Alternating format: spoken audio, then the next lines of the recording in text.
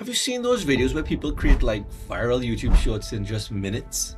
But it's not only that. They never even had to hit the record button for anything. Sounds super easy, right? But is it?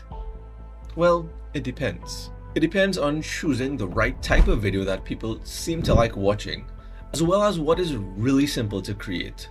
And of course, it also depends on using the right tools to get it done even faster and better than if you were doing it all manually from scratch. So now I'm going to quickly take you through how I came up with this idea, all the way through easily editing this YouTube short in under 15 minutes.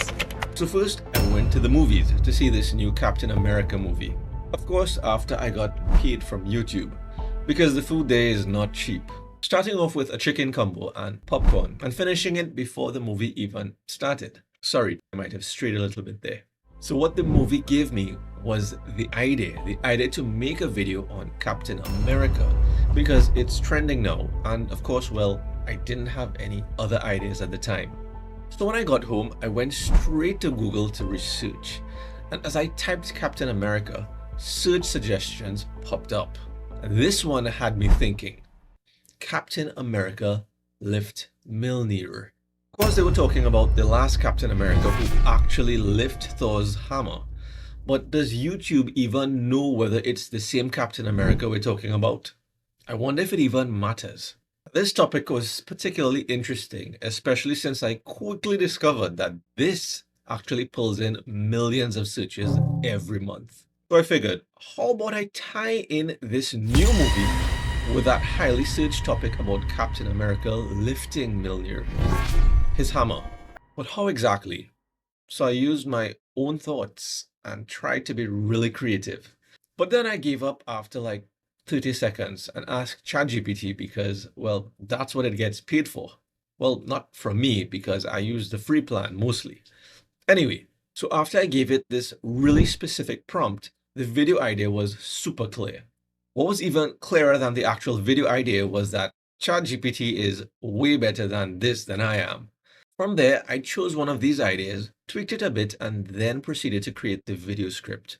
I simply typed, write an engaging, slightly sarcastic script for a short video about that title. Also, what I did to make it more customized to my style is to copy the entire script from one of my videos that performed pretty good and ask ChatGPT to create this new video using that video script writing style. Of course, I was able to do that because I had a few other videos already on that Faceless channel.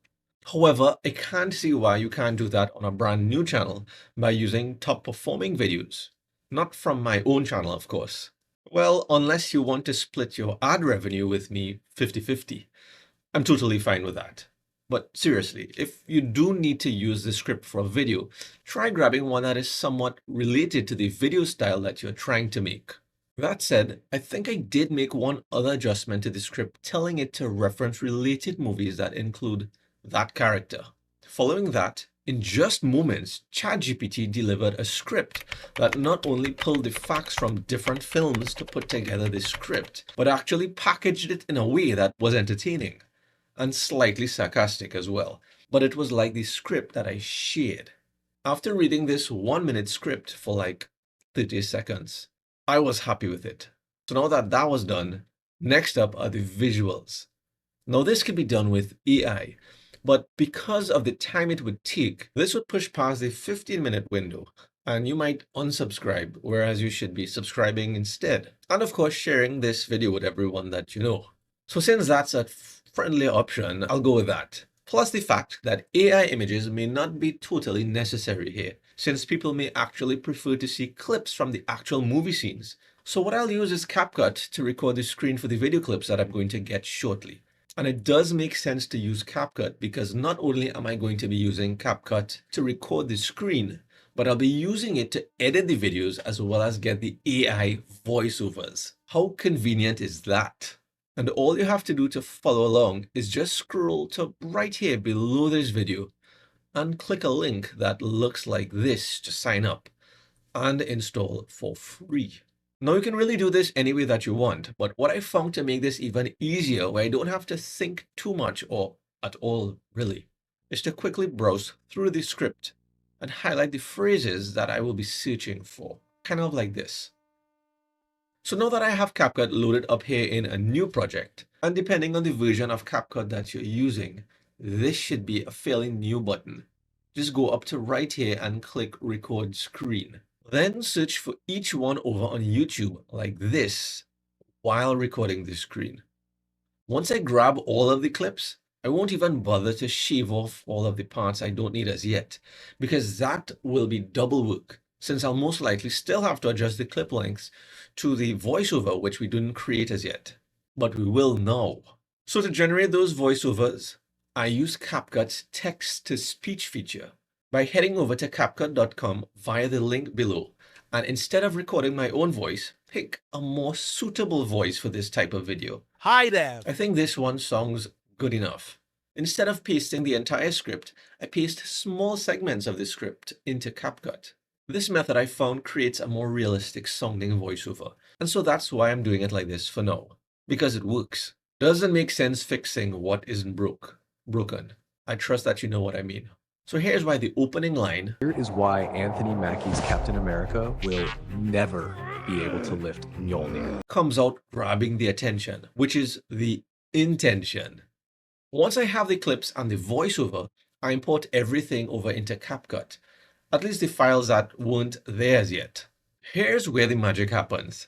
I drag and drop the video clips onto the timeline, aligning each one of the corresponding voiceover segments. I'll add simple animations to keep the visual somewhat dynamic. Then I drop a royalty-free background track from a site like Pixabay. Well, in this case, is Pixabay, which has really applicable music for a video like this one. But it's not just royalty-free, it's free. And so I chose a track with an epic cinematic vibe that complements the concept.